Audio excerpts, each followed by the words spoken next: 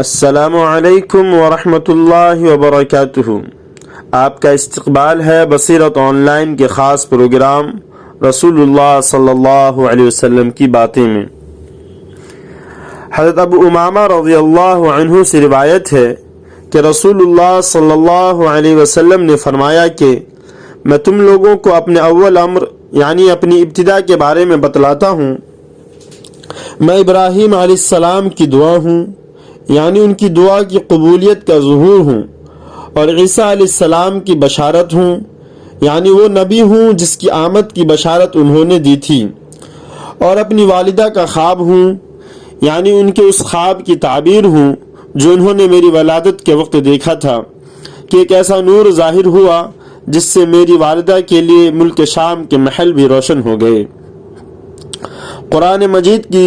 سورہ بقرہ کی آیت نمبر 127 اور 28 میں بیان فرمایا گیا ہے کہ جب اللہ کے خلیل حضرت ابراہیم علیہ السلام اپنے صاحبزادے حضرت اسماعیل علیہ السلام کو ساتھ لے کر کعبۃ اللہ کی تعمیر کر رہے تھے تو انہوں نے یہ دعا بھی کی تھی کہ ہمارے پروردگار، ہماری نسل میں سے ایک ایسی امت پیدا فرمانا جو تیری فرما بردار ہوں، اور ان میں انہی میں سے ایک ایسا رسول مبعوث فرمانا جو ان کو تیری آیات پڑھ کر سنائے اور کتاب و حکمت کی تعلیم دے اور ان کو پاک صاف کرے۔ اور سورہ صف کی آیت نمبر 6 میں بیان کیا گیا ہے کہ جب اللہ تعالیٰ نے عیسیٰ علیہ السلام کو پیغمبر بنا کر ان کی قوم بنی اسرائیل کے پاس بھیجا تو آپ علیہ السلام نے ان لوگوں سے کہا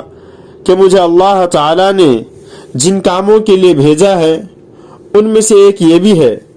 کہ میں اس عظیم الشان پیغمبر کی آمد کی بشارت سناؤں جو میرے بعد آئے گا اور اس کا نام احمد ہوگا۔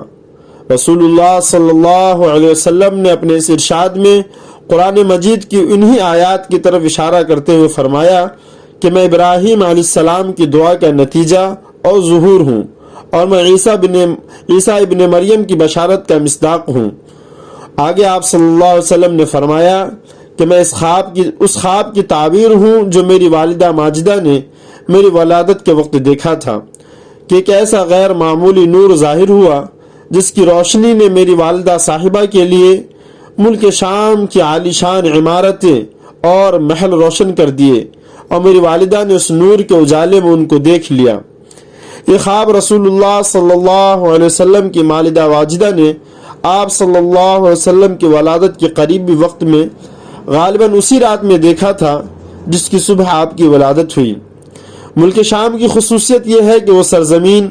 سرزمین انبیاء ہیں، اور وہ اسی میں وہ بیت المقدس ہے جو تمام انبیاء بنی اسرائیل کا قبلہ رہا ہے۔